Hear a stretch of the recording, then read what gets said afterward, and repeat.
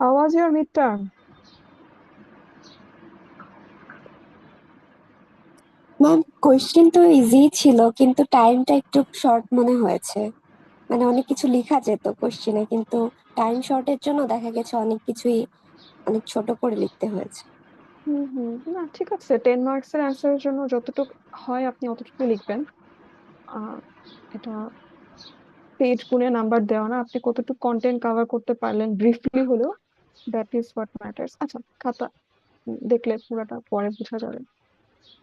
এইভাবে আমরা একটু শুরু করি। আমরা লাস্ট কয়েকটা ক্লাস না করা একটু পিছিয়ে গেছি। আমরা লাস্টে পড়ছিলাম ইউনাইটেড নেশনস। আমরা একেবারে মিডের আগে লাস্ট ক্লাসে পড়েছিলাম emergence of the United Nations, কিভাবে United Nations originated during the Second World War and how the League of Nations ultimately failed. আমরা একটা ভিডিও দেখেছিলাম ওয়ার্ল্ড ওয়ার 2 এর। এরপরে আমরা সাবসিকুয়েন্ট কয়েকটা মিটিং এবং কনফারেন্সেস এর হিস্ট্রি পড়েছিলাম, যেমন declaration of Saint James Palace, Atlantic Charter, declaration of the United Nations, Moscow and Tehran conferences, Dumbarton Oaks and Yalta conference, এবং লাস্টলি স্যান ফ্রান্সিসকো কনফারেন্স। এই মিটিং গুলো, এই কনফারেন্স গুলোর মাধ্যমে during the second world war, যুদ্ধের সময়ও, the then world leaders were planning for a organization to ensure peace and ensure lasting peace. যুদ্ধ যেন আর না হয়, আরেকটা বিশ্বযুদ্ধ যেন ব্রেকআউট না করে। যে কারণে finally, on October 24th, 1945, after all the meetings and conferences among the world leaders, the United Nations came into existence. আমরা পড়েছিলাম ইউএন এর কি কি চ্যাপ্টার আছে, কি কি আর্টিকেল আছে, এগুলা কি নিয়ে কথা বলছে, এবং লাস্টলি আমরা দেখেছিলাম যে ইউএন এর 6টা অর্গান আছে। আমরা অর্গান গুলোর নাম পর্যন্ত দেখেছিলাম। আজকে আমরা অর্গান গুলা থেকেই শুরু করব। তো ইউএন এ আছে 6টা organ: general assembly, security council, secretariat, International Court of Justice, Economic and Social Council, and lastly, Trusteeship Council. তো জেনারেল অ্যাসেম্বলি কি কাজ, জেনারেল অ্যাসেম্বলি কি করে?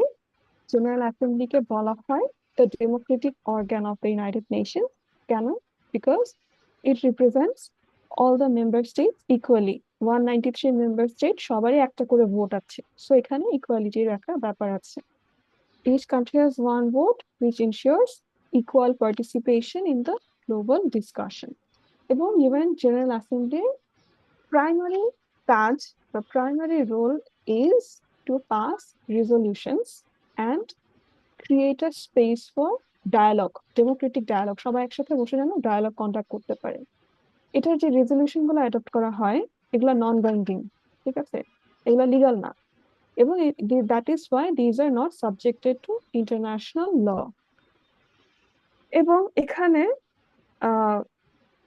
যেহেতু এগুলা ইন্টারন্যাশনাল ল এর আন্ডারে না, they do not carry the force of international law, এবং এটার জন্য রেজলিউশন গুলো ডিরেক্ট কোনো ইম্প্যাক্ট থাকে না কখনো, যেহেতু এগুলো বাইন্ডিং না।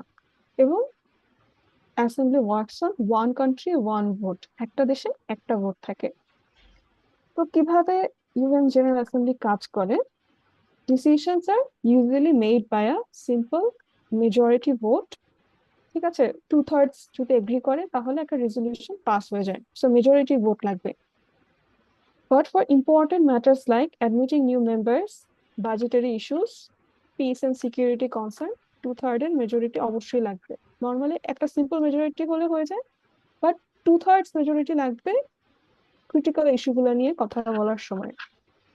এবং জেনারেল অ্যাসেম্বলিতে প্রতি বছর একটা নিউ প্রেসিডেন্ট ইলেক্ট করা হয় এবং 17 জন ভাইস প্রেসিডেন্ট ইলেক্ট করা হয় to oversee the general Assembly sessions and to promote fair geographic representation. 17টা যে ভাইস প্রেসিডেন্ট ইলেক্ট করা হয়, এটাও রিপ্রেজেন্টেশন, কান্ট্রি রিপ্রেজেন্টেশন যেন ফেয়ার হয়, ওভাবেই প্রমোট করা হয়। এবং একটা significant aspect of UN General Assembly is its ability to amplify the collective voice of the developing nations. যেমন ধরেন গ্রুপ অফ G77, ঠিক আছে, a group of developing nations, they can raise their voice, they can talk about certain issues, they can hold dialogues, their voices are being heard in the General Assembly, and it gives smaller and less powerful nations a platform to influence global issues. এগুলা নিয়ে যখন আলোচনা হচ্ছে, global issues নিয়ে যখন আলোচনা হচ্ছে, তখন ডেভেলপিং কান্ট্রিজ গুলা তাদের ভয়েস রেজ করতে পারে, তারা তাদের ওপিনিয়ন দিতে পারে। কিন্তু জেনারেল অ্যাসেম্বলির একটা ক্রিটিসিজমও আছে, সেটা হচ্ছে মাঝে মাঝে এটাকে বলা হয় মেয়র টক শপ। মেয়র টক শপ কেন? কারণ এটা যে রেজলিউশনস গুলো না হয়, একটু আগে বলছিলাম, যেগুলা কোনোটাই লিগালি বাইন্ডিং না, এটা ইন্টারন্যাশনাল ল এর সাবজেক্ট না, not subjected to international law. এবং মাঝে মাঝে the equal vote system can lead to over representation of smaller states. So যেগুলো, যেহেতু যে কথাগুলো হচ্ছে এগুলো আলটিমেটলি লিগালি বাইন্ডিং না, not susceptible to international law, so মাঝে মাঝে এটা এরকম হতে পারে যে we are raising our voice, we are talking about certain issues, কিন্তু এগুলো আসলে কথা পর্যন্তই রয়ে যাচ্ছে, আমরা সবসময় রেজলিউশন পাস করতে পারছি না। ঠিক আছে, এটা জেনারেল অ্যাসেম্বলির একটা criticism. That is the discussion of UN General assembly. এরপর আমরা দেখব security council. So the United Nations Security Council is the most powerful organ of the United Nations. এটার একটা ইউনিক স্ট্রাকচারাল অ্যারেঞ্জমেন্ট আছে, and it plays a central role in ensuring global peace and security. এবং use of ফোর্সের যে authority, the authority to use force, এটা শুধু security কাউন্সিলেরই থাকে। ঠিক আছে, এখন সিকিউরিটি কাউন্সিলের স্ট্রাকচারটা কেমন, এটার ফিচার গুলো কি কি? তো সিকিউরিটি কাউন্সিলের প্রথমত 15 জন মেম্বার থাকে, অনলি 15 মেম্বার্স। এর মধ্যে P5 আছে, permanent 5, USA, UK, Russia, France and China. এর মধ্যে 10 জন নন পার্মানেন্ট মেম্বার আছে। So at present non permanent member 10 জন হচ্ছে Algeria, Denmark, Greece, Panama, Republic of Korea, Sierra Leone, Slovenia, Somalia. ঠিক আছে, এরা হচ্ছে নন পার্মানেন্ট মেম্বার্স, যারা 2 বছরের জন্য ইলেক্টেড হয়, 2 বছর পরে they are new or fresh set of 10 non permanent members. So there are basically 15 permanent members in the Security Council, এবং সিকিউরিটি কাউন্সিলের একজন প্রেসিডেন্ট থাকে, যে ঘুরে ঘুরে প্রতি মাসে একজন করে রোটেট করা হয় among its members, which helps the procedural balance। ঠিক আছে, এবং একটা কি ফিচারের কথা বলছিলাম, সেটা হচ্ছে UN security council can authorise the use of force under the collective security clause. কিন্তু P5 মেম্বাররাই ভেটো পাওয়ারটা এনজয় করবে, which gives them significant influence over the decision making. P5 এরই এখানে আধিপত্য, তাদের ক্ষমতাটাই এখানে বেশি। এবং এই যে তাদের একটা আধিপত্য, এটা মাঝে মাঝে question the efficacy of the security council. কারণ কোল্ড ওয়ারের সময় আমরা দেখেছিলাম যে সিকিউরিটি কাউন্সিল ওভাবে ফাংশন করতে পারেনি, কারণ তখনকার যে দুইটা সুপার পাওয়ার ইউএসএ আর ইউএসএসআর, তারা তাদের ভেটো প্রজেকশনের মাধ্যমে কোল্ড ওয়ার চলাকালীন কোনো রেজলিউশনই ওভাবে পাস করতে পারেনি। কোনো রেজলিউশন আসলে এটা তারা ভেটো দিয়ে দিয়েছে। Ultimately it questions the efficiency and the efficacy of the security council. এবং এই জন্য সিকিউরিটি কাউন্সিলের কিছু ক্রিটিসিজমসও আছে। কারণ প্রথমত এটার যে ভেটো পাওয়ারটা নিয়ে বলছিলাম, veto system is highly controversial. Cold ওয়ারের সময় বলেছি যে ইউএসএ এবং ইউএসএসআর এই যে ভেটো গুলো দিয়েছে, ইট প্যারালাইজ দ্য সিকিউরিটি কাউন্সিল। ঠিক আছে, এটা কোনো নর্মালি আর ফাংশন করতে পারেনি, ইট মেড ইট ইনএফেক্টিভ। এবং এই ধরনের যে ডেডলকস গুলো ছিল, এগুলো কাউন্সিলের ডেমোক্রেটিক লেজিটিমেসিকেও কোয়েশ্চেন করে। এবং ক্রিটিক্সরা অফেন পয়েন্ট আউট করে যে it is only dominated by super powers, it is undemocratic and dominated by super powers. এবং কালেকটিভ সিকিউরিটির যে একটা প্রিন্সিপাল, এটা একটা এটাও কোয়েশ্চেন করা যায়। কারণ জিওপলিটিক্যাল রাইভালরিজ এর সময় আপনি কালেকটিভ সিকিউরিটি নিয়ে চিন্তা করছেন না, আপনি আপনার নিজের ইন্টারেস্ট নিয়ে চিন্তা করছেন। তো কালেকটিভ সিকিউরিটির যে ক্লজটা, এটাও আসলে কোয়েশ্চেনেবল। আপনি সবার সিকিউরিটি নিয়ে আসলে ভাবছেন, নাকি আপনার নিজের সিকিউরিটি নিয়ে আপনি ভাবছেন। কোনো রেজলিউশন যদি আপনার ইন্টারেস্টের এগেইনস্টে চলে যায়, তখন আপনি এটা ভেটো দিয়ে দিচ্ছেন। সো কালেকটিভ সিকিউরিটি আসলে সুপার পাওয়ার ইনশিওর করতে চায় কিনা, ইট ইজ অলসো ডিবেটেবল। এবং আহ, এই যে রেস্ট্রিকশনস গুলো থাকে P5 এর, এই P5 এর যে রেস্ট্রিকশনস এবং ভেটোস, এটার কারণে there is no permanent UN military force yet. অন্যান্য কান্ট্রিরা ট্রুপ কন্ট্রিবিউট করছে, কিন্তু আলটিমেটলি ইউএন এর কোনো মিলিটারি ফোর্স নেই আলাদা করে। এই জন্য what happens is that military interventions are subtracted to member states। ঠিক আছে, অন্য মেম্বার স্টেট যারা আছে ইউএসএ এবং ইউকে, তারা করছে কি অন্য রিজিওনাল ইনস্টিটিউশনের উপরে, অন্য রিজিওনাল অর্গানাইজেশনের উপর ডিপেন্ডেন্ট হয়ে যাচ্ছে। কি জন্য? মিলিটারি ইন্টারভেনশন থেকে নিজে সেফ থাকার জন্য, বা অন্য জায়গায় ইনভেড করার জন্য। যেমন নেটো, ঠিক আছে, নেটো ধরা হতো একসময় যে ইটস মোর ইফেক্টিভ। নেটোর একটা সদস্য যদি আমি হতে পারি, I can ensure my security better then the UN security council passing any resolution to protect my interest.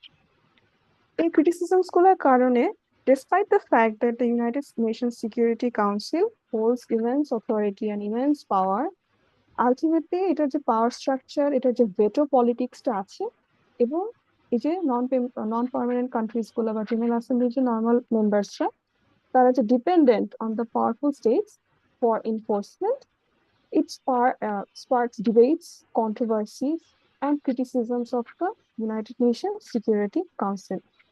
This is the second organ. Third যে অর্গানটা আমরা দেখবো, that is the secretariat, the United Nations secretariat. এটাকে বলা হয় the central bureaucracy of the United Nations. এটার কাজগুলো কি কি? It handles the daily operations of the United Nations. It supports the other organs of the United Nations. এবং it is composed of a Secretary General এবং thousands of international civil servants. এবং Secretariat holds a unique position because it can speak with an independent moral voice in the international politics, although the power of the Secretariat is very limited. Secretary General is the head of the Secretariat, এবং he is regarded as the chief administrative officer.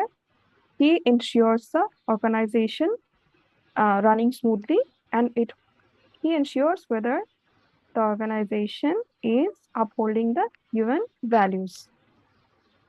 এখন currently secretary general আছেন Antonio Guterres. he is currently serving as the secretary general, এবং একজন secretary জেনারেলের মেয়াদ হচ্ছে 5 years. The term is 5 years. এবং secretary general যে নিয়োগ দেওয়া হয়, secretary general appointment is done by the General Assembly, but upon the Security Council's recommendation. এই কারণে the process of electing the Secretary General is highly political, and it is very political because of the veto power of the P5. মানে security council recommend করে দিবে একজনকে, এবং সেই রেকমেন্ডেশনের বেসিসে general অ্যাসেম্বলিতে একটা ভোটিং হচ্ছে। So of course this is highly political. And beyond administration duties, the Secretary General plays a crucial role as agenda setter, mediator, and global voice. যেমন ধরেন Antonio Guterres visited Bangladesh to promote the causes of the Rohingyas, to raise voice for the repatriation of the Rohingyas. ঠিক আছে? So he acted as an agenda setter, mediator, and a global voice for us when he visited Bangladesh. এবং their influence depends on persuasion, diplomacy, যেটা আমাদের বেলায় হয়েছিল ইফতার diplomacy, although they lack legislative and enforcement power. তারা enforce করতে পারছে না কিছু, কিন্তু they can be a global voice. They can do some persuasion and engage in some diplomacy. So these are some of the traits of a Secretary General. Secretary General আরো কিছু functions আছে। Message দিয়েছেন, এখন attendance নিবো না, আপনারা পরে attendance দিলেও হবে, তো সিআর কে জানিয়ে রাখতে পারেন।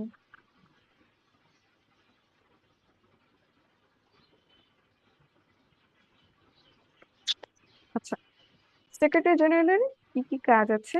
সেক্রেটারি জেনারেল হচ্ছে the manager of the United Nations. এই কারণে he provides leadership to the secretariat, he prepares the UN budget, and he supports and submits an annual report to the General Assembly. এই কাজগুলো secretary জেনারেলকে করতে হয়।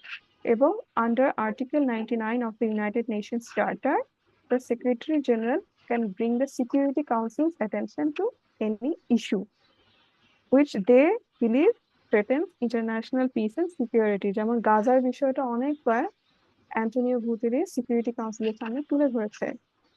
Although these were not very effective, but he acted as a global voice. ঠিক আছে, this is a key tool for proactive diplomacy. যদিও এই ধরনের activities গুলা, এই ধরনের অ্যাটেনশন নেওয়া, গ্লোবাল অ্যাটেনশন নেওয়া, এগুলার আলটিমেটলি কি রেজাল্ট হবে, it is reliant on the council's response, security কাউন্সিলের রেসপন্সের উপর ডিপেন্ড করে, but at least he has some role to play to bring the Security Council's attention to any critical global issue.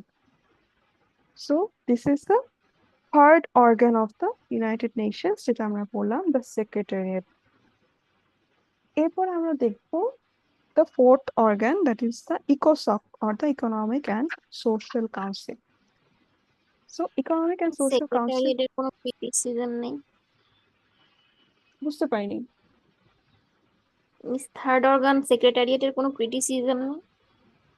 Criticism বলতে এটার limitations আছে। এই যে ধরেন আপনি অ্যাটেনশন আনতে পারছেন, আপনি এজেন্ডা সেটারে কাজ করছেন, আপনি পার্সুয়েশনের চেষ্টা করছেন, বাট আলটিমেটলি কোনো রেজলিউশন পাস হবে কিনা, কোনো ক্রিটিক্যাল ইস্যুকে আমরা হাইলাইট করছি কিনা, ক্রিটিক্যাল ইস্যুটা সলভ করার জন্য স্টেপস নিচ্ছি কিনা, it rests on the security council decision. তো এখানে একটা লিমিটেশন আছে আর কি, যে ইট ক্যানট, মানে নিজে থেকে ইট ক্যানট এনফোর্স এনিথিং, এটাই। বাট হ্যাঁ, এটা আলাদা করে আমরা ক্রিটিসাইজ করছি না, বাট লিমিটেশনস আছে।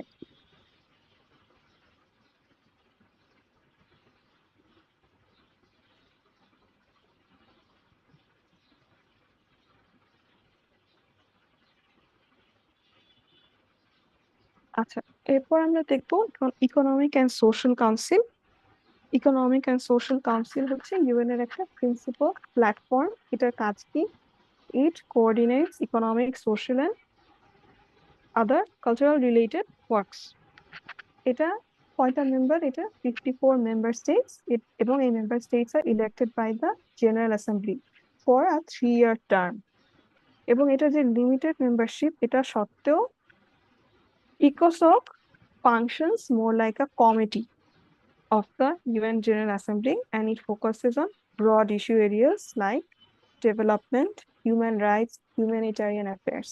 এগুলো নিয়ে basically economic and social council কাজ করে। এবং এটার একটা প্রাইমারি ফাংশন হচ্ছে coordinating specialised agencies, commissions and subsidiary bodies acting as a liaison across the United Nations system. UN এর আন্ডারে যে এজেন্সিস গুলো আছে, আরো যে অর্গানাইজেশন গুলো আছে, যে ফুড আমরা এগ্রিকালচারাল অর্গানাইজেশন, ফুড অর্গানাইজেশন, যেগুলো নিয়ে আমরা বলি আর কি, যে আন্ডারে ইউএন এর আন্ডারে যে সাব ইনস্টিটিউশনস গুলো আছে, সাব অর্গানাইজেশন গুলো আছে, এগুলো ঠিক মতো ফাংশন করছে কিনা, এটার দায়িত্ব ইকোনমিক অ্যান্ড সোশ্যাল কাউন্সিলের। এবং এই ইকোনমিক অ্যান্ড সোশ্যাল কাউন্সিল আর কি কি কাজ করে? এটা হচ্ছে কোনো ট্রিটি হলে, 2-3টা দেশের মধ্যে কোনো ট্রিটি সাইন হওয়ার কোনো কথা হলে, it drafts the treaty, it drafts any international convention, এবং it serves as a initial forum for discussion. Treaty sign হলে, কনভেনশন সাইন হলে, এটা নিয়ে ডিসকাশন হলে, এই একটা ডিসকাশন প্ল্যাটফর্ম হিসেবে ইকোসক কাজ করে। সো ইকোসকের যে পাওয়ারটা, it is more about agenda setting and discussion rather than making binding decision. এটা কোনো নিজে থেকে কোনো ডিসিশন বানাতে পারে না। It can set a platform for setting agendas, drafting of treaties and international convention. It can be a forum for discussion, কিন্তু এটা কোনো ডিসিশন ইম্পোজ করতে পারে না বা ডিসিশন নিয়ে নিতেও পারে না। সো এটা কাজটা অনেকটা constrained version of general assembly. ঠিক আছে, জেনারেল অ্যাসেম্বলি তো আমরা ডিসকাস করছি where every country has a voice.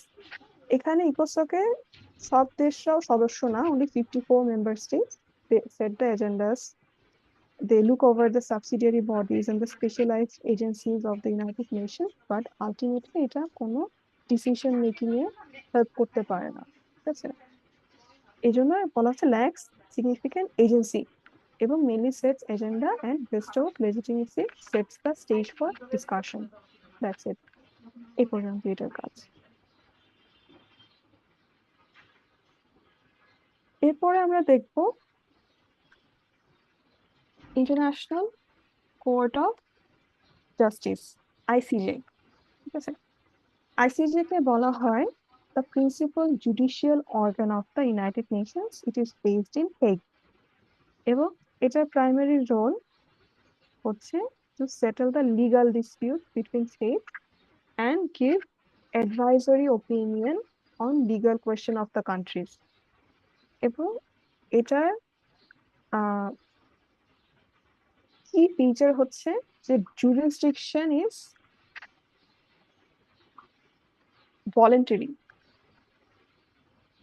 মানে আপনি যে একটা ডিসপিউট ইন্টারন্যাশনাল কোর্ট অফ জাস্টিসে নিয়ে যাবেন, এটাতে স্টেটদের কনসেন্ট থাকতে হবে। States must have consent to have their voices heard, কারণ তাদের সোভরেন্টিকে রেসপেক্ট করতে হবে। এবং আরেকটা বিষয় হচ্ছে only states standing before the ICJ, ঠিক আছে? শুধুমাত্র স্টেটসরা এখানে তাদের ক্লেম নিয়ে যেতে পারবে।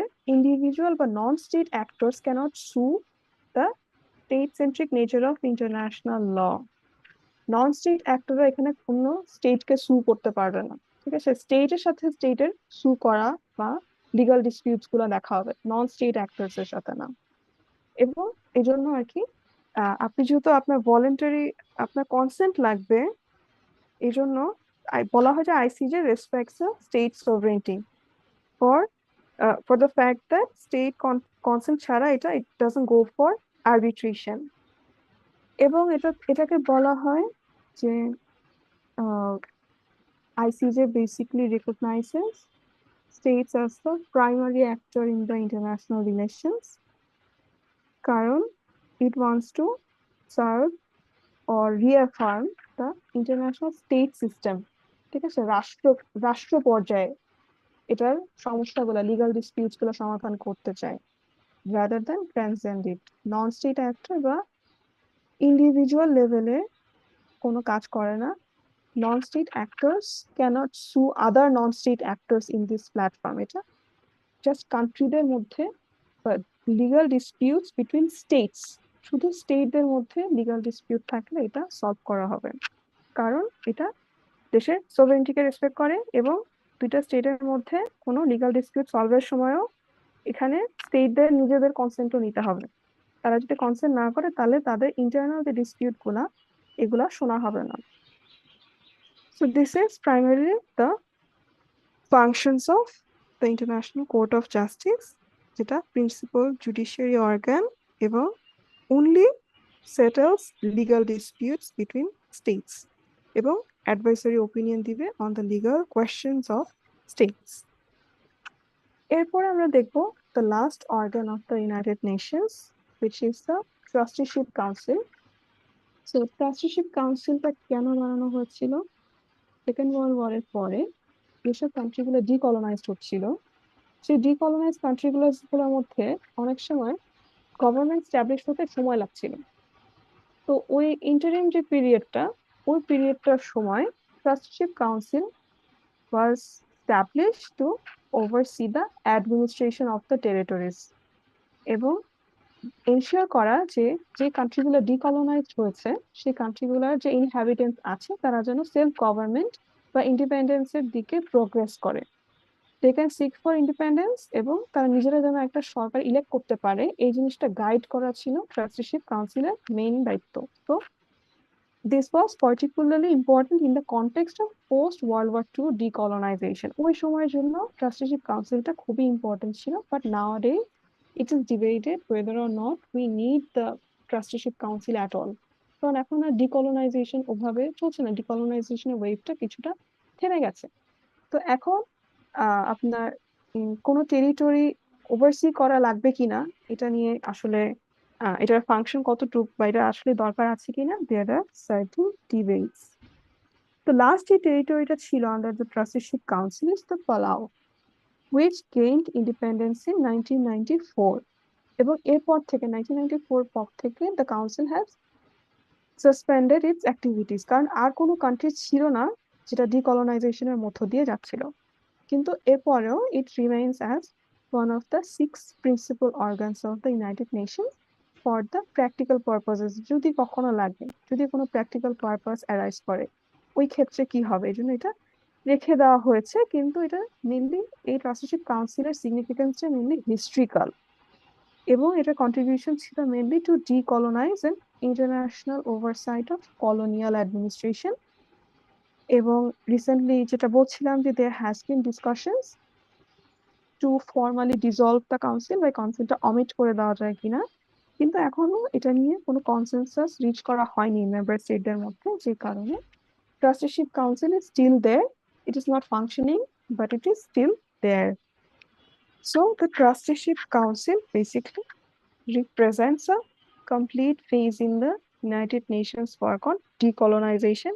এখন decolonization আপাতত হচ্ছে না, which is why the practical role of trusteeship council is ended. যদিও এটা এখনো এক্সিস্ট করে, বাট এটার প্র্যাকটিক্যাল কোনো রোল আপাতত নেই।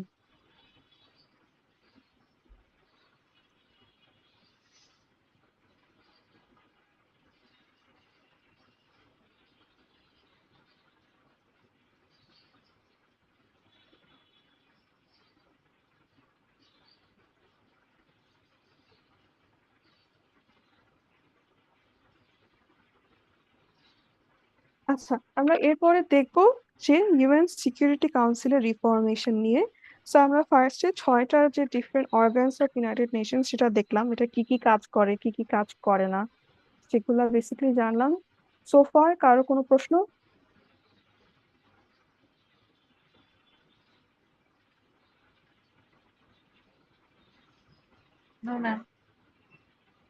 ওকে, আচ্ছা আমরা এখন সবচেয়ে ইম্পর্টেন্ট সেকশনটা পড়বো এই চ্যাপ্টারটা, সেটা হচ্ছে reformation of the United Nation security council. United Nation security কাউন্সিলটা, ওই অর্গানটা যখন পড়ছিলাম তখন আমরা দেখছিলাম যে এটা একটা ডেডলকে এসে পৌঁছে যায় because of the miss use of the veto powers of the permanent 5 members. সবাই নিজের জিওপলিটিক্যাল ইন্টারেস্টটাই আপন করতে চায়, যে কারণে অনেক সময় অনেক হিউম্যানিটেরিয়ান ক্রাইসিসে এসেও আমরা কোনো রেজলিউশন পাস করতে পারি না, যে কারণে রিফরমেশনটা প্রয়োজন ইউনাইটেড নেশন সিকিউরিটি কাউন্সিলের। এবং কেন এটা ক্রিটিক্যাল, আমরা যে চাচ্ছি যে ইউনাইটেড নেশন সিকিউরিটি কাউন্সিলের এই সমস্যাটার সমাধান হোক, কিন্তু এরপরেও এটা ক্রিটিক্যাল কেন, এটা সলভ করা বা এই সমস্যাগুলো সমাধান করা কেন কঠিন, কেন ক্রিটিক্যাল? ক্রিটিক্যাল কারণ ইউএন সিকিউরিটি কাউন্সিলে যখন আপনি রিফর্ম করতে চাচ্ছেন, এই রিফরমেশনের জন্য এগ্রিমেন্ট লাগবে। কাদের এগ্রিমেন্ট লাগবে? জেনারেল অ্যাসেম্বলির 2/3 মেম্বারের এগ্রিমেন্ট ছাড়া, এবং of course approval of the all existing P5 members. So majority UN general অ্যাসেম্বলির মেজরিটির কথা যখন আমরা বলছি, that is 129 states of the 193 states, 2/3 member রাজি হতে হবে, P5 এর সবাইকে রাজি হতে হবে, সেক্রেটারি জেনারেলকে রাজি হতে হবে two agree to the reformation of the UN security council, যেটা সম্ভব হয় না। ঠিক আছে, despite heated debates the consensus, reaching consensus, that is, reaching the agreement of the majority of the countries, এই consensus has been out of reach. ঠিক আছে, এটা সম্ভব হয় না কনসেনসাস রিচ করা, দ্যাট ইজ নাম্বার 1। এবং আরেকটা সমস্যা হচ্ছে যে ইমার্জিং যে পাওয়ার গুলো আছে, যেমন ধরেন G4, Germany, Japan, India, Brazil, তাদের রিজিওনাল রাইভালস আছে। ঠিক আছে, তো রিজিওনাল রাইভালস থাকার যে সমস্যাটা সেটা হচ্ছে যে তারা যে ইমার্জিং পাওয়ার্স, ঠিক আছে, তাদের যে একটা ইকোনমিক মাইট আছে এবং তারা যে কন্ট্রিবিউট করতে পারে পার্মানেন্ট কাউন্সিলে, এটা এটা অপোজ করার জন্য there are countries sitting in the general assembly যারা ভোট করবে না in the reformation efforts of the security council. So emerging পাওয়ারদের রিজিওনাল রাইভেলরি থাকার কারণে অনেক সময় রেজলিউশন পাস করা সম্ভব হয় না। যেমন জার্মানি যদি পার্মানেন্ট সিট চায়, ইটালি উইল অপোজ। ব্রাজিল যদি পার্মানেন্ট সিট চায়, আর্জেন্টিনা উইল অপোজ। ঠিক আছে, জাপানেরটা অপোজ করবে সাউথ কোরিয়া, পাকিস্তান অপোজ করবে ইন্ডিয়ারটা, খুবই জানা কথা। ঠিক আছে, পাকিস্তান কখনোই চাইবে না ইন্ডিয়া একটা সিকিউরিটি কাউন্সিলের পার্মানেন্ট মেম্বার হয়ে যাক, তাহলে কি হবে বুঝতেই পারছেন। তো এই যে রিজিওনাল রাইভেলরি গুলা হয়, এই রাইভেলরি গুলার কারণে একটা ডিসিশনে আসা খুব একটা সোজা না। কারণ আমি চাচ্ছি আমার ইন্টারেস্ট গুলা প্রমোটেড হোক, আমার নিকটবর্তী কোনো কান্ট্রি, আমার নেইবারিং কান্ট্রি পার্মানেন্ট মেম্বারশিপ পেয়ে যাবে, it might hamper my geopolitical interest. এই কারণে it is sometimes not possible to reach consensus. কিন্তু এরপরেও, এত চ্যালেঞ্জেস থাকার পরেও, there were certain reform initiatives which were taken time to time in history. যে ঠিক আছে, এরপরে আমরা কিছু রিফর্মেশন ইনিশিয়েটিভ নেই, এবং অনেকগুলো ইনিশিয়েটিভ নেওয়া হয়েছিল, যেটার মধ্যে মাত্র একটা সাকসেসফুল হয়েছিল। আচ্ছা, আমি 2 মিনিটসের ব্রেক নিচ্ছি, আজান শেষ হওয়ার পরে আমি আবার স্টার্ট করছি।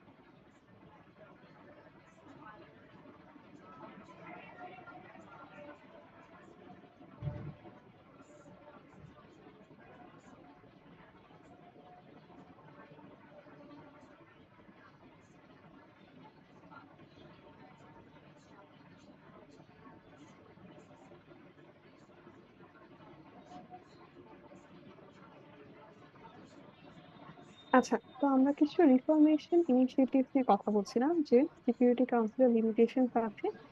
P5 sometimes misuses the veto power.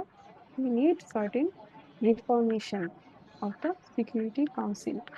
এবং কিছু রিফর্মেশন ইনিশিয়েটিভ আমরা করব, যেটার মধ্যে যে প্রথমটা যেটার কথা বলছি 1965-এ যেটা হয়েছিল, এটা একটা মাত্র রিফর্মেশন সাকসেস। এরপরে আরো অনেকগুলো রিফর্মেশন ইনিশিয়েটিভ আমরা দেখব which did not succeed. So একমাত্র যে রিফর্মেশন ইনিশিয়েটিভ যেটা সাকসেসফুল হয়েছিল সেটা হচ্ছে 1965-এ। তখন যেটা ছিল, নিয়ম ছিল হচ্ছে 5টা পার্মানেন্ট মেম্বার থাকবে এবং নন পার্মানেন্ট মেম্বার থাকবে 6টা। সো এটার জন্য প্রপোজাল দেওয়া হয় যে আমরা 6 থেকে এটা 10টা করা হবে, ঠিক আছে। এবং এই কনসেনসাস অ্যাসেম্বলিতে পাশ করা সম্ভব হয়েছিল।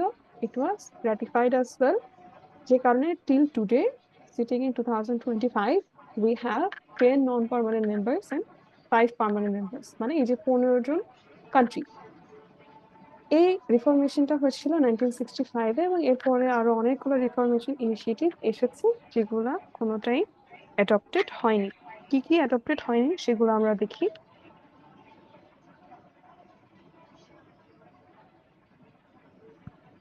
ফার্স্ট যে ইনিশিয়েটিভটা নেওয়া হয়েছিল to reform the security council, it is known as the Razali plan.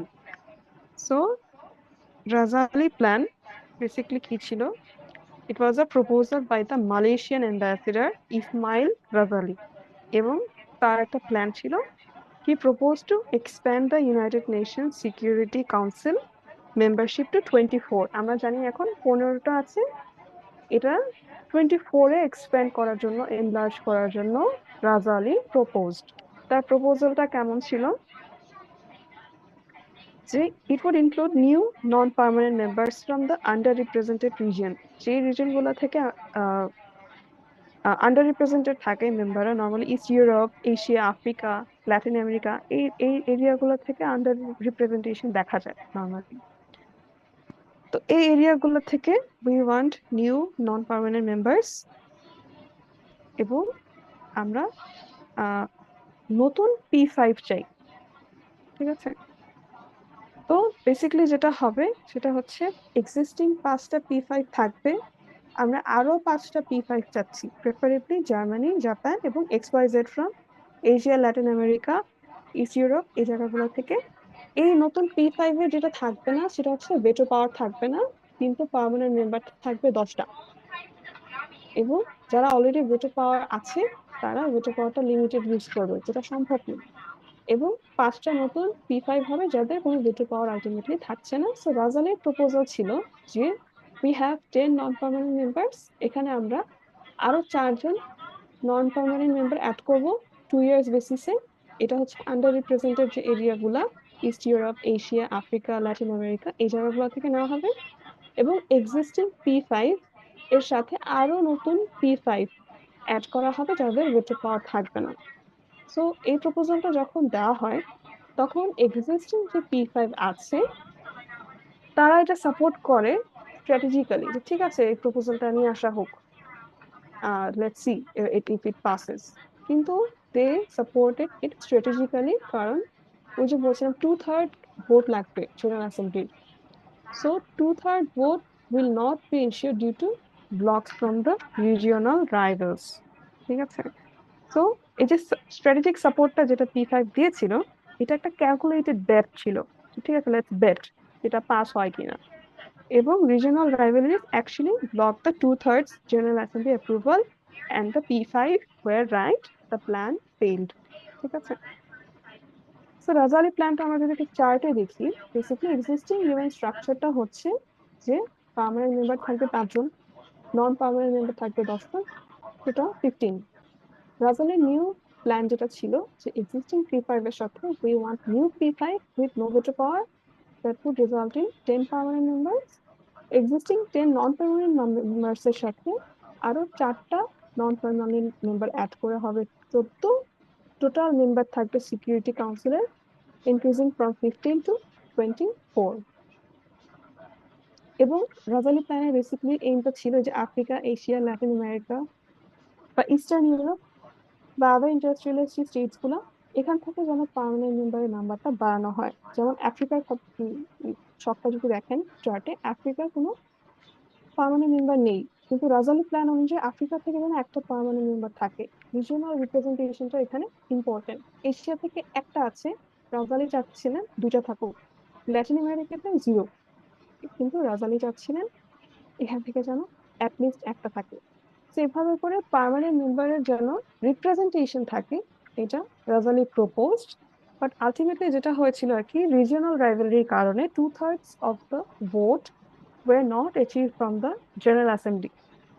So the Razali plan failed.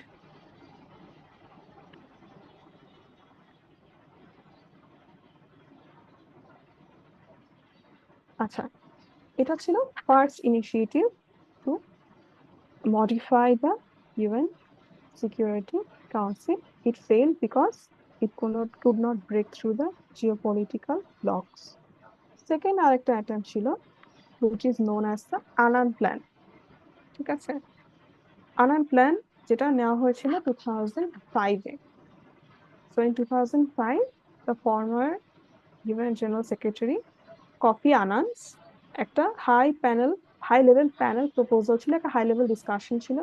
এই প্যানেল প্রপোজ করেছিল দুইটা মডেলের কথা, model A and model B. দুইটা মডেলের কথা কফি আনান নিয়ে এসেছিলেন to modify or to reform the UN security council. So প্রথম যে মডেলটা, মডেল এ, এটা বলছে যে টোটাল মেম্বার আমরা 15 থেকে 24টা করা হবে। কিভাবে?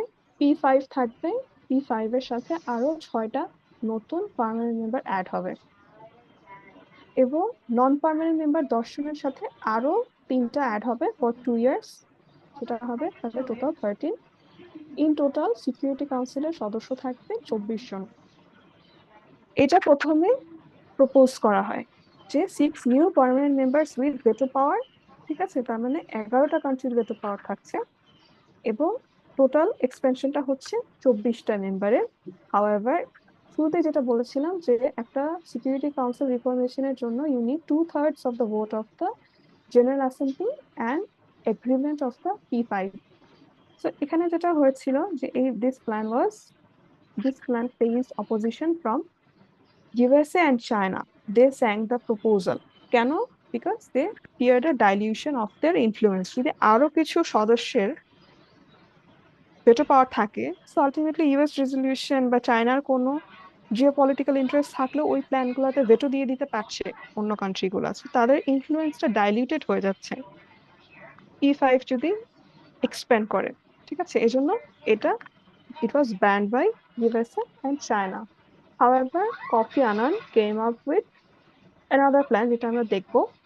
তো মডেল এটা বেসিক্যালি কি ছিল, এক্সিস্টিং P5 থাকবে, এর সাথে নিউ P6 থাকবে যাদের ভেটো পাওয়ার থাকবে। রাজালি প্ল্যানে ভেটো পাওয়ার ছিল না, কিন্তু এই P6 এর ভেটো পাওয়ার থাকবে। নন পার্মানেন্ট মেম্বার থাকবে আরো 3টা, সো টোটাল 24টা। It was not accepted by USA and China. এরপরে আনান প্ল্যান আরেকটা ছিল, মডেল বি। ঠিক আছে, মডেল বি তে বলা হচ্ছে যে কোনো নতুন পার্মানেন্ট মেম্বার আমরা চাই না, কিন্তু আমরা 8 লং টার্ম নন পার্মানেন্ট মেম্বার চাচ্ছি যারা 4 বছরের জন্য সার্ভ করবে। ঠিক আছে, নতুন পার্মানেন্ট মেম্বার নাই, কিন্তু আমরা নন পার্মানেন্ট মেম্বারের নাম্বারসটা বাড়াতে চাচ্ছি। কিন্তু এই প্ল্যানটাও অ্যাকসেপ্টেড হয়নি। কেন অ্যাকসেপ্টেড হয়নি? This failed because African nations vetoed it frustrated over the exclusion from permanent membership. So Razali প্ল্যানে আমরা দেখেছিলাম যে আফ্রিকা থেকে অ্যাটলিস্ট একটা পার্মানেন্ট মেম্বার যেন থাকে, তাই না? মডেল এতেও যখন নাকি আমরা বলছি 6 পার্মানেন্ট মেম্বার্স, তখন মডেল এতেও আফ্রিকা একটা রিপ্রেজেন্টেশনের সুযোগ পেয়েছিল। ঠিক আছে, আফ্রিকা থেকে হয়তো একটা পার্মানেন্ট সিট থাকবে, কিন্তু এখানে যখন নতুন পার্মানেন্ট মেম্বার অ্যাড করা হচ্ছে না, তখন আফ্রিকা এটাতে রাজি হয়নি, বিকজ তারা কোনো পার্মানেন্ট সিট পাচ্ছে না। So the Annan plan, both Model A and Model B failed.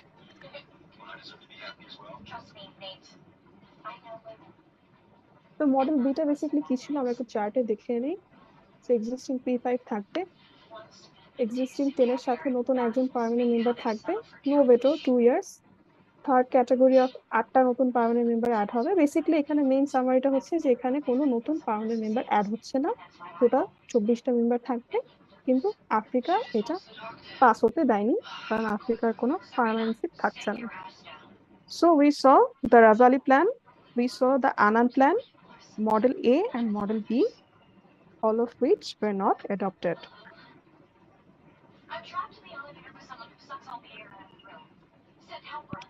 এরপরে আরেকটা প্রপোজাল নিয়ে আসা হয়, which was known as the New French Proposal.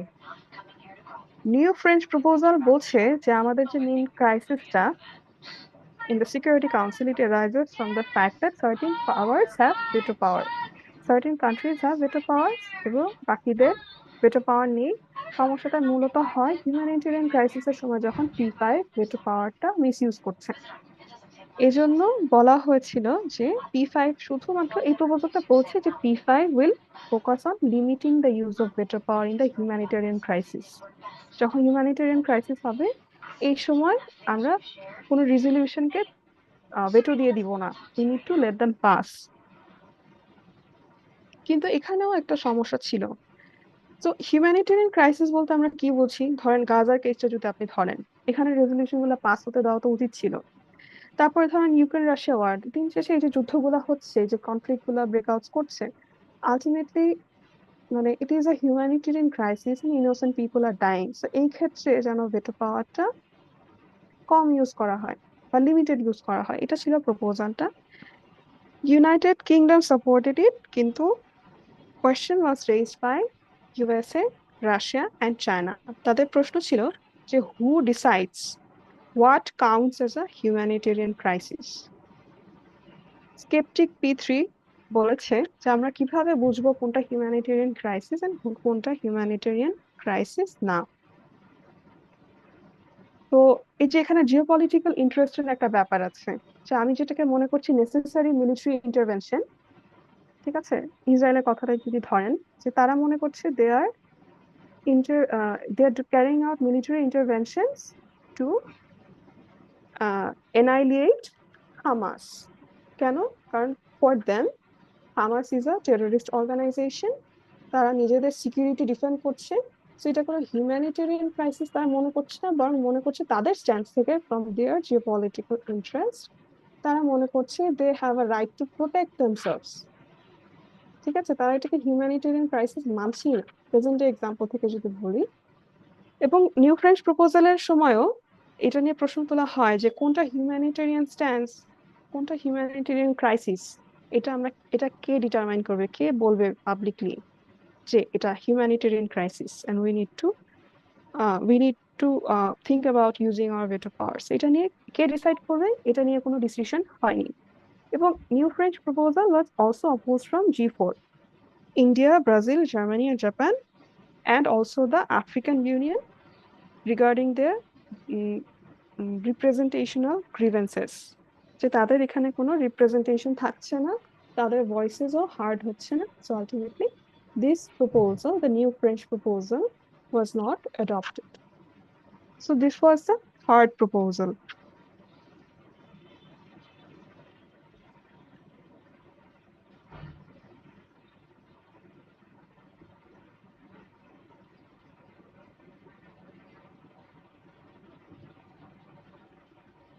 আচ্ছা, এরপরে ফোর্থ একটা প্রপোজাল আনা হয়, which is known as the G4 proposal। ঠিক আছে, এখানে বলা হয় যে G4 জানা, Germany, Brazil, Japan and India, তারা একটা প্রপোজাল নিয়ে আসে, এটা G4। তাদের উদ্দেশ্য ছিল two expand the membership from 15 to 25 members. এখানে কি হবে, তাদের প্রপোজাল ওয়াইজ কয়টা নতুন পার্মানেন্ট সিট থাকবে যাদের ভেটো পাওয়ার থাকবে না, এবং আরেকটা থাকবে হচ্ছে আরো যে পার্মানেন্ট মেম্বার্স গুলোর মধ্যে রিপ্রেজেন্টেশন গুলো থাকবে যে আমরা আফ্রিকা থেকে, এশিয়া থেকে, ল্যাটিন আমেরিকা থেকে এবং ওয়েস্টার্ন ইউরোপ থেকে, এই জায়গাগুলো থেকে আমরা রিপ্রেজেন্টেশন এনশিওর করব। এবং আরো 4টা নন পার্মানেন্ট সিটও আমরা অ্যাড করব। সো টোটাল এটার এক্সপেনশনটা দাঁড়াবে 15 থেকে 25। এটার উদ্দেশ্য কি? এর উদ্দেশ্য ছিল to make the UN security council more legitimate এবং যেন রিপ্রেজেন্ট দ্য এবং এই যে ডেভেলপিং কান্ট্রিজ যারা আছে আফ্রিকাতে, এশিয়াতে, ল্যাটিন আমেরিকাতে, ঠিক আছে, এরা যেন একটা স্ট্রঙ্গার ভয়েস পায়। এই কারণে এই প্রপোজালটা আনা হয়। Say we need to ensure 6 new permanent seat, veto না থাকলেও we need 6 new permanent seat that would representation.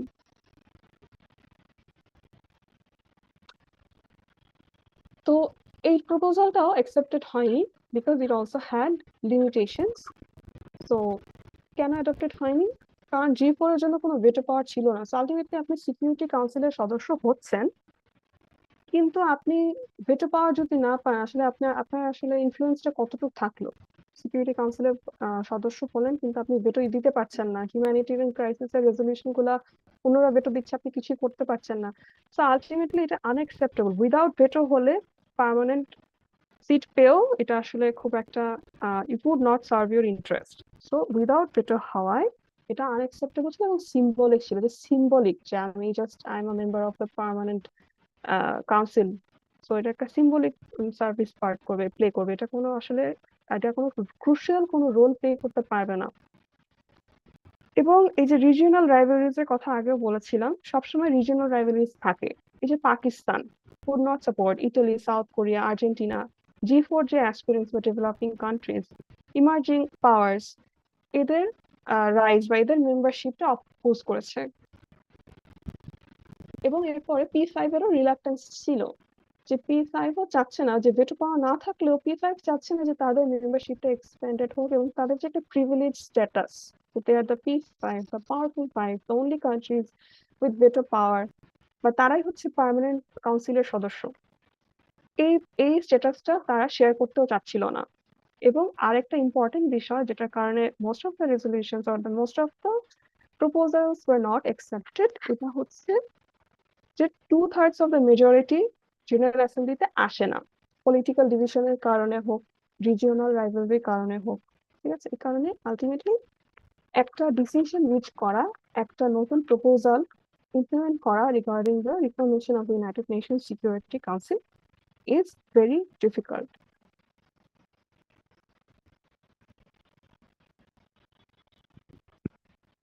আরেকটা ছিল, সেটা হচ্ছে ইউনাইটিং ফর কনসেনসাস প্রপোজাল।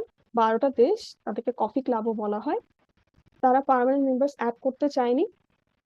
তারা চেয়েছে যে মেম্বার শুড বি ইলেক্টেড, এবং তারা হচ্ছে একটা গ্রুপের আন্ডারে আসে নেমড ইউনাইটিং ফর কনসেনসাস, এবং তারা এখনো কাজ করছে যে রিজিওনাল বেস রিফর্ম করা যায় কিনা, রিজিয়ন থেকে যেন রিপ্রেজেন্টেশন থাকে এবং মেম্বাররা যেন ইলেক্টেড হয়। সাপোজ সাউথ এশিয়া থেকে যদি আমরা ইলেক্ট করতে চাই, আমরা জানি যে ইন্ডিয়ার রিপ্রেজেন্টেশন বা ইন্ডিয়ার মেম্বারশিপটা পাকিস্তান অপোজ করবে, টু সাম এক্সটেন্ট আমরাও অপোজ করবো।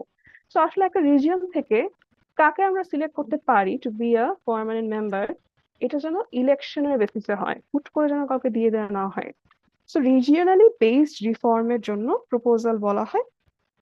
এখানে বলা হয় যে ইউএন সিকিউরিটি কাউন্সিলের নন পার্মানেন্ট মেম্বারশিপও এটা বাড়াতে হবে, 10 থেকে যেন 20 জন করা হয়, এবং কাউন্সিলের বিভিন্ন যে কাজগুলো এটাতে যেন কিছু চেঞ্জেস আনা হয়।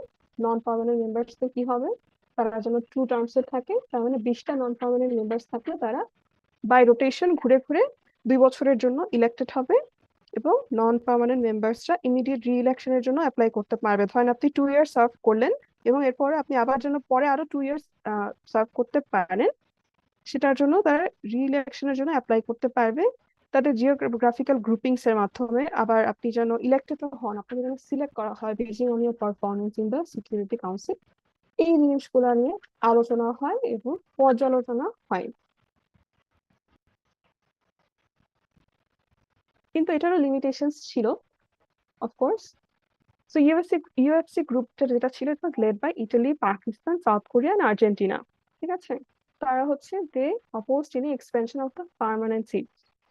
তারা হচ্ছে বেসিকলি নন পার্মানেন্ট সিটগুলো বাড়াতে চেয়েছে, P5 আনচেঞ্জ থাকবে। P5 যদি আনচেঞ্জ থাকে, what is the point again? So this proposal, although it gained support from many developing countries, but at the end of the day, those opposed to G4 permanent membership, যেমন ধরেন G4 এর একটা member হচ্ছে India, Pakistan would oppose India, আমাদেরকে chance দেওয়া হলে we will also oppose India. So regional সাপোর্টটা পাওয়া ডিফিকাল্ট। এবং ইউএফসির একটা অনেক বড় সমস্যা হচ্ছে যে it oppose new permanent seats. So ultimately P5 যদি আপনি রিফর্ম না করেন, সিকিউরিটি কাউন্সিলের নন পার্মানেন্ট মেম্বার্সের সিট বাড়িয়ে আপনি খুব বেশি কিছু করতে পারছেন না। So given that the UFC opposed the new permanent seat, they claim that it would depend inequality and regional imbalance. সব রিজন থেকে হয়তো দেওয়া সম্ভব হবে না, যাদেরকে দেওয়া হবে তাদের রিজিওনাল রাইভালস থাকবে। So ultimately this was also not adopted.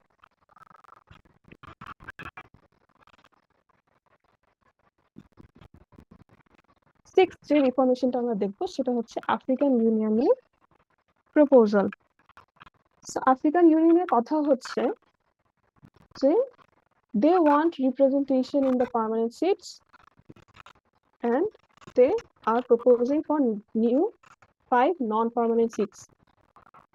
এবং এই প্রপোজাল চায় যে ভোটিং যে রাইটস এবং privilege enjoyed by the big 5, এই সেম প্রিভিলেজ নতুন 6টা পার্মানেন্ট মেম্বারকেও দেওয়া হবে। কিন্তু আফ্রিকান স্টেটসগুলোর কথা হচ্ছে যে তারা 2টা পার্মানেন্ট সিট চায় এবং 2টা নন পার্মানেন্ট সিট চায়।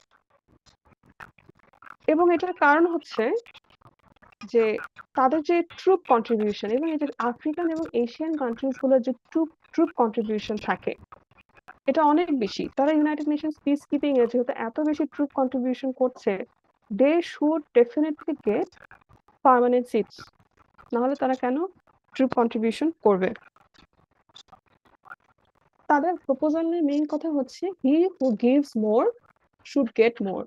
আমরা ট্রুপস বেশি দিচ্ছি, so we deserve a permanent seat at the Security Council. So the African and Asian countries contribute more to the international peacekeeping mission than any of the Western counterparts. ঠিক আছে, ওয়েস্টের থেকেও বেশি contribution কিন্তু Africa আর Asia থেকে। Even Bangladesh is one of the largest troop contributors. So as of 2022, out of the 22 highest troop contributing countries to the UN peacekeeping mission, majority share was from Africa and Asia. খুবই obvious, আমাদের এখান থেকে বেশি troop নেওয়া হয়।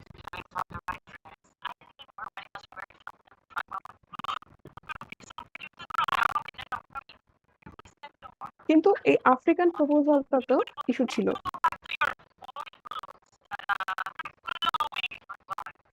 Because there was this complexity of balancing global equity with power politics.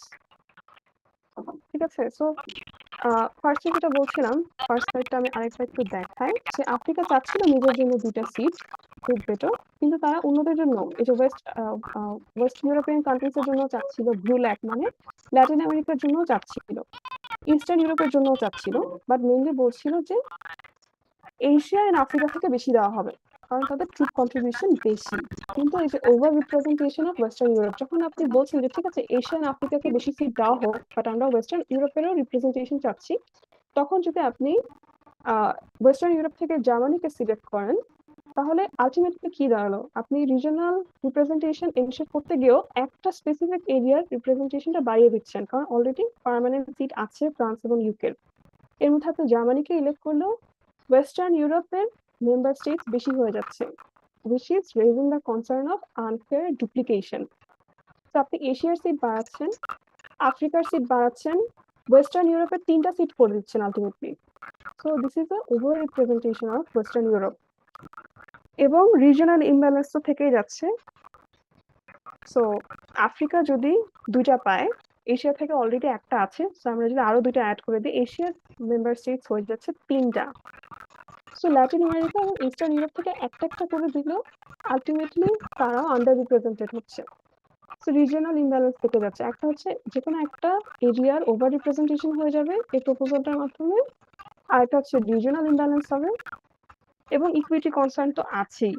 ঠিক আছে, যে পাওয়ার ডিসপ্যারিটি থাকবে, হিস্ট্রিক্যালি যে রিজনগুলো ডমিনেন্ট থাকবে তারা হচ্ছে গিয়ে গ্লোবাল রিপ্রেজেন্টেশনকে হ্যাম্পার করবে, তাই না, তারা বেশি ডমিনেট করবে।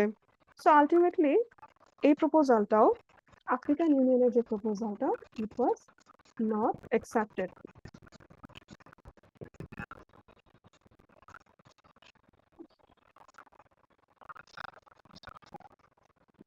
সো আলটিমেটলি আমরা 6টা প্রপোজাল বা 6টা অ্যাটেম্প দেখলাম হিস্ট্রিক্যালি, যেটা চেষ্টা করেছে সিকিউরিটি কাউন্সিল রিফর্ম করার।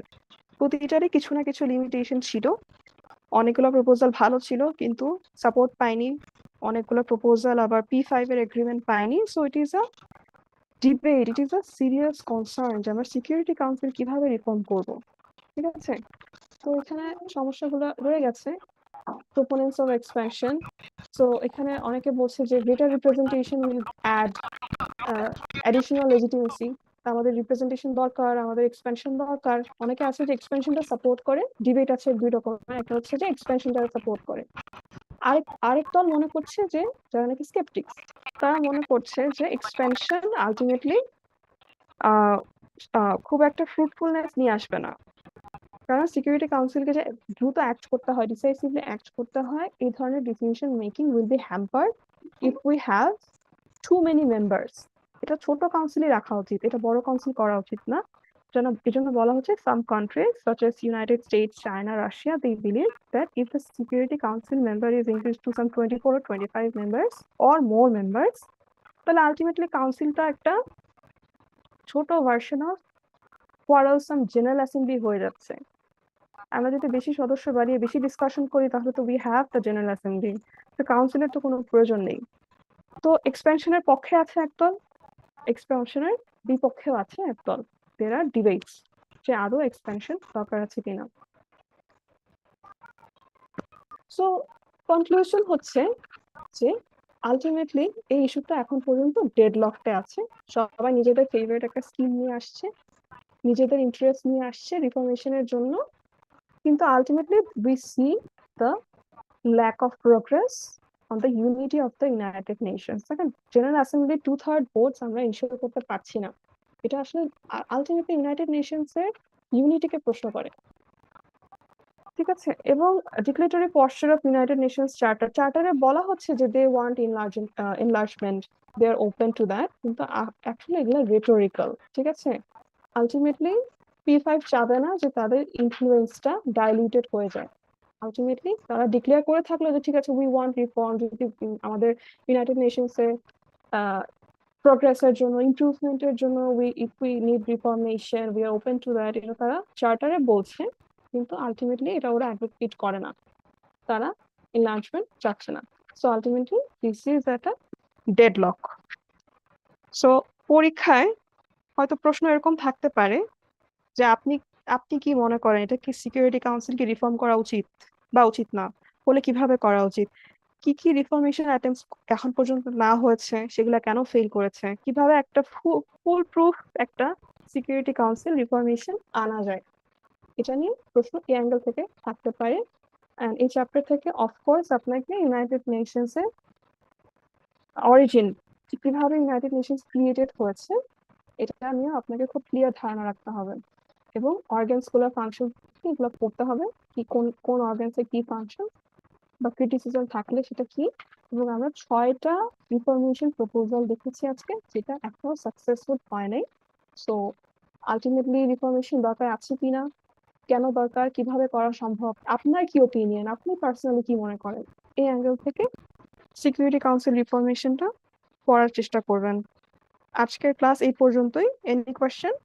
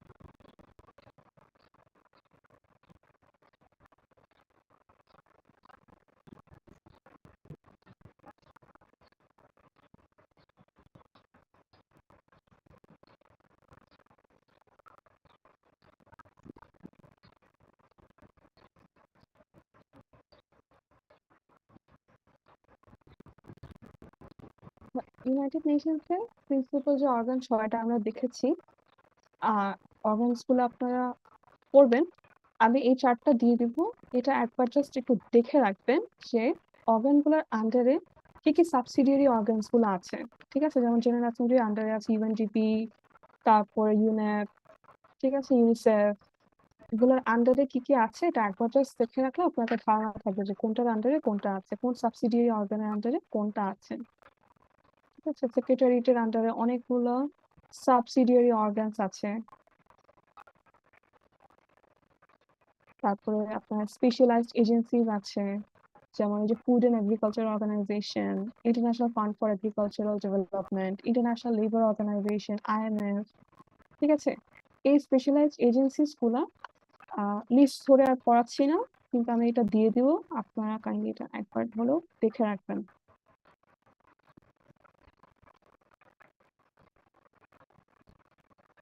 সো ফার এনি কোয়েশ্চেন, কোথাও বুঝতে পারেননি?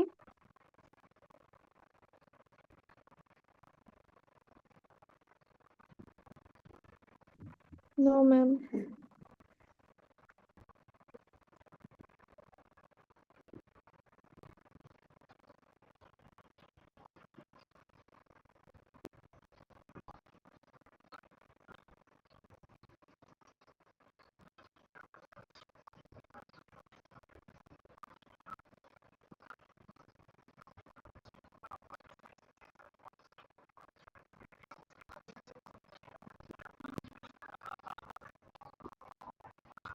Okay, section A, respond to your role. 22 batch, 89, Present, ma'am. 119, Present, ma'am. 23 batch, 1, Present, ma'am. 5, Present, ma'am. 9, Present, ma'am. 11, Present, ma'am. 15, Present, ma'am.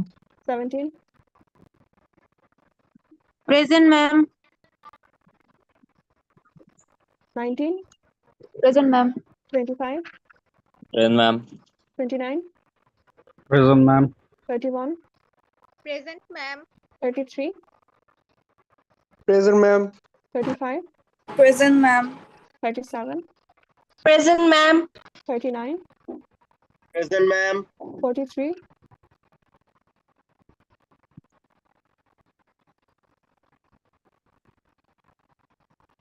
সিয়ারা একটু chat বক্সটা দেখবেন।